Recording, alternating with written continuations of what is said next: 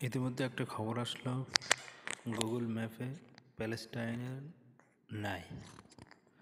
আমি তখনই Google map মোবাইলে বের করলাম এবং সার্চ করলাম।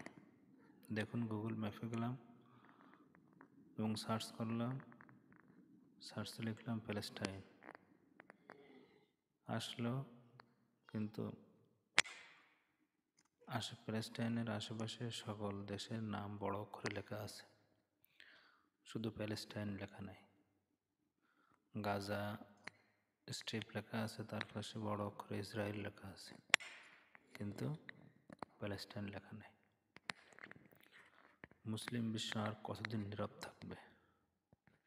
ইহুদি খ্রিস্টানদের এই অত্যাচারে হাজারো শিশু, নারী, পুরুষের জীবন বিপন্ন হচ্ছে। বিজয় আসন্ন ইনশাআল্লাহ।